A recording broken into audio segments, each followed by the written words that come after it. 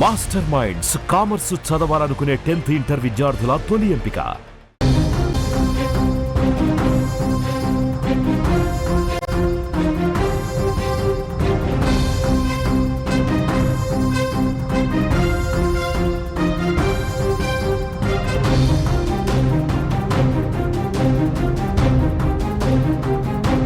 మరో big breaking news చూస్తున్నాం.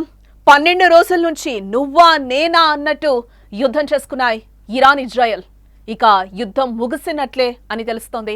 Cease fire కు ఇరాన్ ఇజ్రాయెల్ అంగీకారం తెలిపాయి. ట్రంప్ ప్రకటన తర్వాత ఇజ్రాయెల్ పైకి ఇరాన్ మిసైల్స్ దూసుకొచ్చాయి. అదే చివరి దాడి అని కూడా ప్రకటించింది ఇరాన్.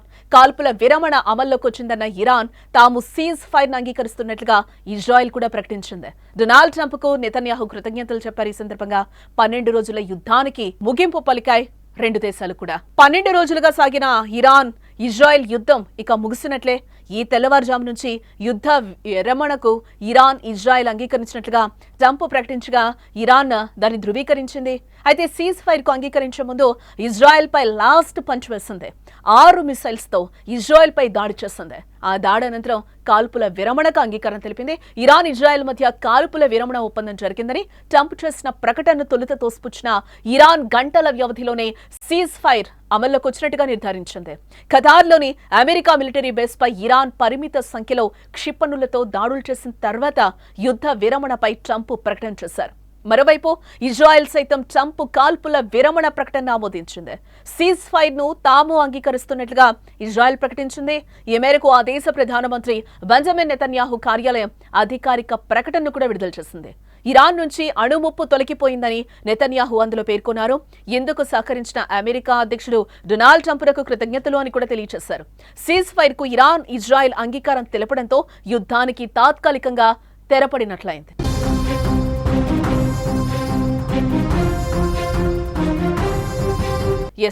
ఈ యుద్ధంలో రెండు దేశాలకు భారీగా నష్టపోయాయి.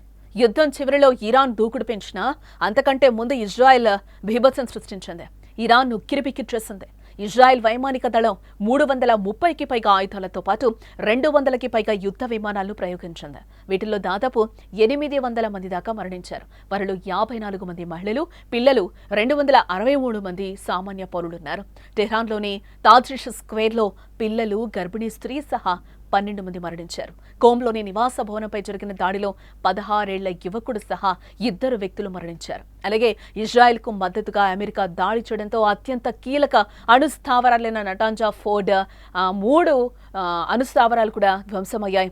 టెహ్రాన్లో పలు ప్రాంతాలు బాంబుల దాడికి నాశనమయ్యాయి. చాలా మంది జీవనం స్తంభించిపోయిందని చెప్పుకోవచ్చు. దీనివల్ల ఇరాన్ ఆర్థికంగా 150 నుంచి $200 బిలియన్ వరకు నష్టపోయింది. టెహ్రాన్లో మౌలిక సదుపాయాలకు జరిగిన నష్టం $6.5 బిలియన్ నష్టపోయిందని క్రిప్టో ట్రెండ్స్ అంచనా వేసింది. ఇక ఇస్లామిక్ రెవల్యూషనరీ గార్డ్ కార్ప్స్ కు చెందిన ఉన్నతాధికారులైతే ఏంటి, న్యూక్లియర్ సైంటిస్టులు కూడా మరణించినట్లుగా సమాచారం.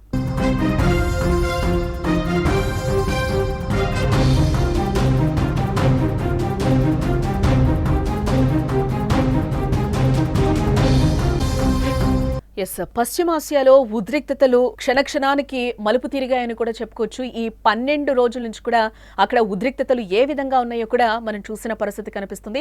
ఈ యుద్ధంలో చాలా మంది ప్రాణాలు కోల్పోయిన పరిస్థితులు కూడా కనిపించాయి. అలాగే ఇజ్రాయెల్లో ప్రజలు కూడా భయంతో, ప్రాణభయంతో పరుగులు తీసిన పరిస్థితులు కూడా మనకి కనిపించాయి. ధీటుగా ఇరాన్ ఇజ్రాయెల్ నువ్వా నేనా అన్నట్టు కూడా ఈ 12 రోజులు ధీటుగా యుద్ధాలైతే చేసుకున్న పరిస్థితి అయితే కనిపిస్తుంది. మధ్యలో అమెరికా ఎంటర్ అయింది. అమెరికా ఎంటర్ అయిన తర్వాత కూడా సీన్ మొత్తం మారిపోయింది. అనుకోకుండా చెప్పిన 48 గంటల్లోనే ట్రంప్ ఇంకా అధికారికంగా ప్రకటన చేయకుండానే యుద్ధానికి సంబంధించి అనఫీషియల్ గా కూడా యుద్ధం స్టార్ట్ చేసిన పరిస్థితి, యుద్ధం మీద బాంబులు వేసిన పరిస్థితి అయితే మనం చూసాం. కొన్ని అణుస్థావరాల్ని కూడా పేల్చేసిన పరిస్థితులు కూడా మనం చూసాం. ఇప్పుడు మళ్ళీ సీజ్ ఫైర్ అంటూ కూడా ట్రంప్ ఎంట్రీ ఇచ్చిన తర్వాత రెండు దేశాలు కూడా కొంచెం కూలంకషంగా శాంతికి వచ్చినట్లుగా మనకి తెలుస్తుంది. ఆ 12 గంటల సమయంలో కూడా వీళ్ళు కాల్పుల విరమణకైతే సీజ్ ఫైర్ చేసినట్లుగా తెలుస్తుంది. అసలు ఏం జరిగింది అనేది కూడా ఒకసారి మనం చూసే ప్రయత్నం చేద్దాం. ఇరాన్ ఇజ్రాయెల్ మధ్య కాల్పుల విరమణకు ఒప్పందం జరిగినట్లు అమెరికా అధ్యక్షుడు డొనాల్డ్ ట్రంప్ ప్రకటించినప్పటికీ అక్కడ కొన్ని గంటలైతే ఇంకా ఘర్షణలు అయితే జరిగినట్లుగా మనకి సమాచారం. ఈ క్రమంలోనే ఇరాన్ తాజాగా కూడా ఆ టైంలో ఒక కీలక ప్రకటన అయితే చేసింది. ఇజ్రాయెల్తో కాల్పుల విరమణ ఒప్పందం మొదలైనట్లుగా కూడా అధికారికంగా ప్రకటించింది. ఈ మేరకు టెహ్రాన్ అధికారిక మీడియా కూడా వెల్లడించడం జరిగింది. అటు ట్రంప్ కూడా దీనిపై స్పందించారు. కాల్పుల విరమణ ఒప్పందం అమల్లోకి వచ్చింది, దయచేసి దాన్ని ఉల్లంఘించొద్దు అని కూడా అమెరికా అధ్యక్షుడు తన ట్రూత్ పోస్ట్ లో కూడా ఆయన రాసుకురావడం మనం చూసాం. ఇజ్రాయెల్ ఇరాన్ మధ్య కాల్పుల విరమణ ఒప్పందం కుదిరినట్లు కొన్ని గంటల క్రితం ట్రంప్ కూడా చెప్పిన సంగతి మనకు తెలిసిందే. ఆ ప్రక్రియ ఎలా జరగనుందనే దాన్ని కూడా ఆయన అందులో వివరించడం కూడా జరిగింది. ఇప్పటి నుంచి దాదాపు 6 గంటల తర్వాత ఇరాన్ ఇజ్రాయెల్ పరస్పరం తుది విడత దాడులు పూర్తి చేసుకుని కాల్పుల విరమణ ఒప్పందానికి వస్తామని చెప్పి తొలుత అర్ధరాత్రి 12 గంటల్లో దాటిన తర్వాత అమెరికా కాలమానం ప్రకారం మనం చూస్తే ఇరాన్ కాల్పుల విరమణను మొదలు పెట్టాల్సి ఉంటుంది. ఆ తర్వాత మధ్యాహ్నం 12 గంటలు అంటే ఇది కూడా అమెరికా కాలమానం ప్రకారం నుంచి ఇజ్రాయెల్ కాల్పుల విరమణను మొదలు పెడుతుంది. అంటే అలా 12 గంటలు ముగిసిన తర్వాత 12 రోజుల యుద్ధానికి అధికారిక ముగింపు లభిస్తుందట. ఈ ఒప్పందం అమల్లో ఉన్న వేళ పరస్పరం శాంతియుతంగా గౌరవప్రదంగా వ్యవహరించాలని కూడా ట్రంప్ పేర్కొనడం ఇక్కడ మనం గమనార్హంగా చూడాలి. అన్నట్లుగానే ఇరాన్ తొలుత కాల్పుల విరమణను ప్రకటించింది. ఇక్కడ నుంచి 12 గంటల తర్వాత ఇజ్రాయెల్ కూడా దీన్ని పాటించాల్సి ఉంటుంది. అయితే తాజా పరిణామాలపై ఇజ్రాయెల్ ప్రభుత్వం నుంచి కూడా ఎటువంటి స్పందన అయితే అప్పుడు రాలేదు. అయితే కాల్పుల విరమణను ప్రకటించడానికి చివరి నిమిషం వరకు టెహరాన్ అయితే దాడులకు పాల్పడిందని చెప్పొచ్చు. పలు దఫాలుగా ఇజ్రాయెల్ పైకి క్షిపణులను అయితే ప్రయోగించింది. దీని కారణంగా బీర్షెబాలోనే ఓ భవనం అయితే తీవ్రంగా దెబ్బతిన్నట్లుగా కూడా మనకు తెలుస్తోంది. ఈ ఘటనలో 4 మృతి చెందగా పలువురు గాయపడినట్లుగా కూడా ఐడిఎఫ్ వెల్లడించడం జరిగింది.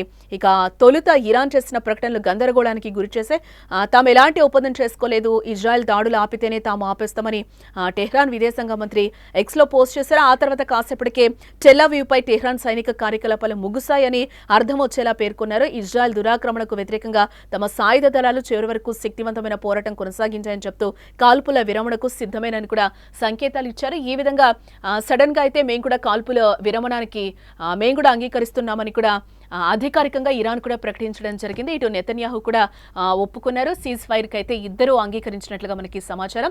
ఇజ్రాయెల్ కు కూడా ఈ యుద్ధంలో ఇటు ఇజ్రాయెల్ ఇరాన్ కూడా భారీ నష్టాన్ని చవిచూశాయని చెప్పుకోవచ్చు. 50కి పైగా క్షిపణులు మరియు 1000 డ్రోన్లను అయితే ప్రయోగించడం జరిగింది. టెల్ అవీవ్, హైఫా, బీర్షెవా నగరాలను అయితే టార్గెట్ గా చేసుకుని యుద్ధం ఆగిన చివరి నిమిషం వరకు కూడా దాడులు చేసుకున్నాయి. ఇరాన్తో పోలిస్తే ఇజ్రాయెల్లో జరిగిన ప్రాణ నష్టం తక్కువగానే ఉందని మనం చెప్పుకోవచ్చు. సుమారు 50 మంది చనిపోయి ఉంటారని కూడా ఇప్పటివరకైతే అంచనా వేస్తున్నారు. గాయపడిన వారి సంఖ్య కూడా 200 దాకా ఉంటుంది. తామ్రాలో ఇరాన్ క్షిపణి దాడిలో ఒకే కుటుంబానికి చెందిన 4 మహిళలు కూడా మృతి చెందడం జరిగింది. అలాగే టెల్ అవీవ్లో, రామత్ అవీవ్లో 16 మంది గాయపడ్డారు.